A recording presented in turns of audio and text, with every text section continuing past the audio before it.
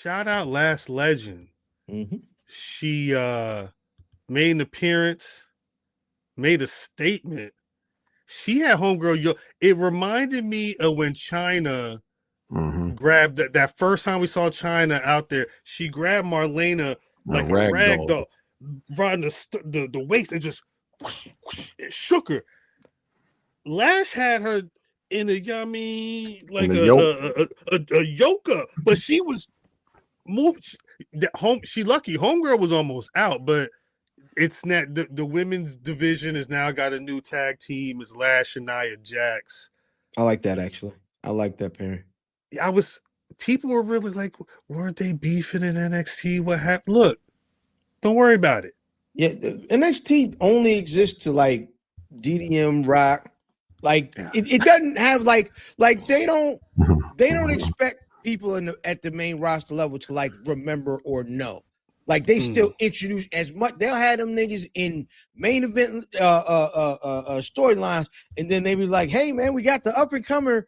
You know what I'm saying? Like it's a restart when you go up top, and so you don't have to know them stories. Them stories don't matter once you get up there until y'all have an actual beef and they can reference it. But they only got to tell you a piece of the story. Yeah, I like this. I'm so happy about this because I was concerned after she lost to Kendall Gray on Evolve. I was like, now what the hell are we doing here? I think a lot of people are like that. Yeah. Respect to Kendall Gray. Nah, no respect. I think Kendall Gray is phenomenal. I think Kendall Gray. I think she's going to be on the main roster in like 2 years, 3 years. God damn. I think Kendall Gray is great. But back to Lash, I think this was a nice introduction. I think it's a great way to ease her in. I think she is going to be great with Nia.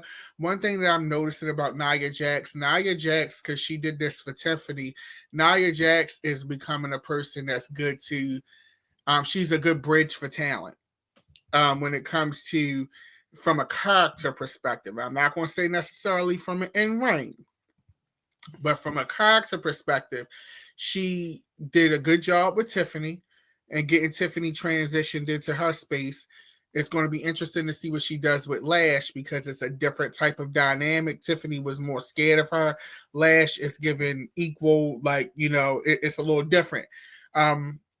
She also worked with Shayna Baszler. People forget, and not saying that she helped Shayna Baszler, but I remember that Shayna Baszler and Nia Jax tag team run, and they actually had good chemistry. Shayna was on TV regularly, and you believed it. So I think that is Nia Jax is proven to be great in that space. I want to see Lash ragdolling niggas like y'all was saying earlier. That is how I personally became a fan of Bianca. Is Bianca came in and she was beating women up, and it looked authentic. And listen, the best wrestling, if it ain't just entertaining, the best wrestling looks real. And the young lady the size of a homegirl is beating niggas up. Makes sense. Lashes can beat niggas up. She looked like it. She looked like she can yoke these girls up, and that makes for the best wrestling. It's feasible. Yeah, she looked great. In the segment, she did a great job on the promo. All of her NXT training really showed, and it really came to a head and looked great in that space. I think that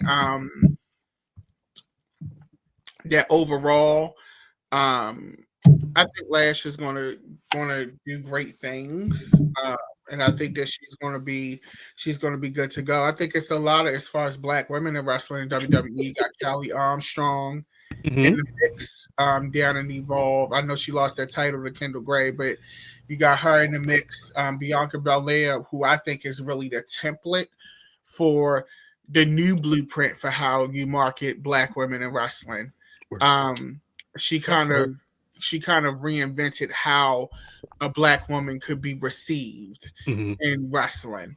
I think that that's very important. It's going to be interesting to see once she comes back into the fold, how this all works. Yes. Because you have Jade holding the belt now, you have Lash, and it's so great to see so many black women. You have Callie Armstrong in the rear view right now. So it's going to be interesting to see how this all plays into each other.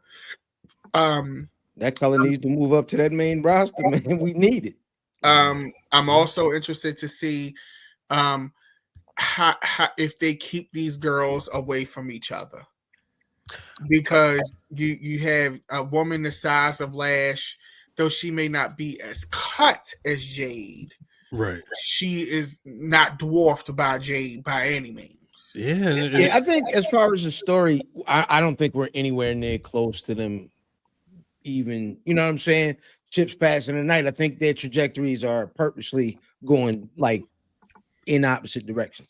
Well, you see they low key have booked a bunch of the War Games matches, and Lash is in that mix with the Rhea Ripleys and the Io Sky. So I think similar to how Jade was, where Jade was in a team that was doing matches with a bunch of people. I think that's probably the best look for Lash right now.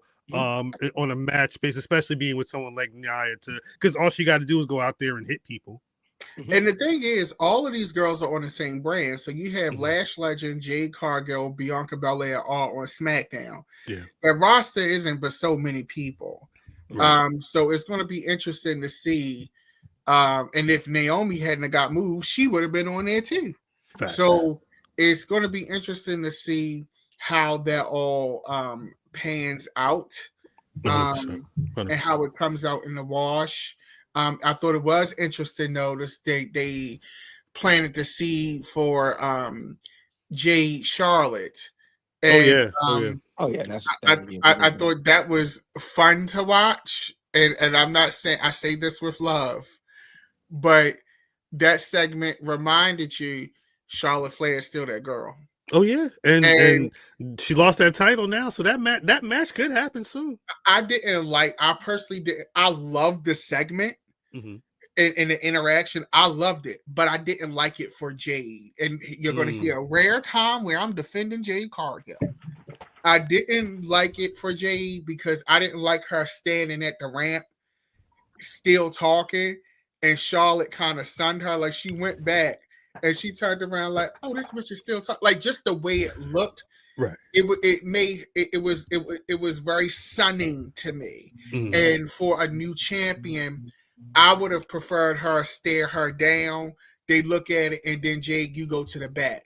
Not Jade, you standing there talking with a belt in the rear view, and Charlotte look at you, Alexa like, "Girl, pay that shit, dust." And then they walk to the ring. You don't even run and like smack the lady or nothing. You just a chatterbox in the background. I did not like that person. Right.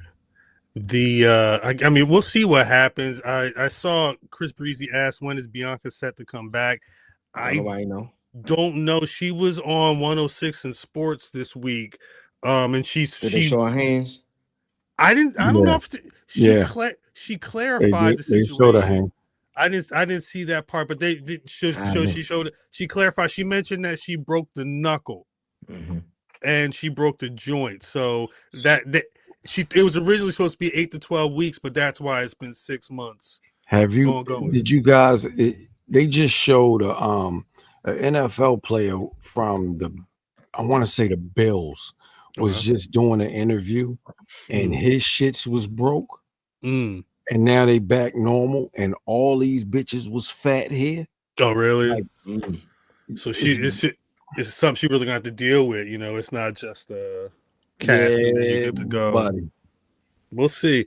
Hopefully for the best, because again, these divisions are interesting. Especially the other thing that happened on SmackDown, Chelsea Green is a 2-time women's U.S. champion. Although, again, the writing was on the wall for that because her homie Ethan Page was out there double champed up. Like they're defending those AAA mixed tag team champions or championships.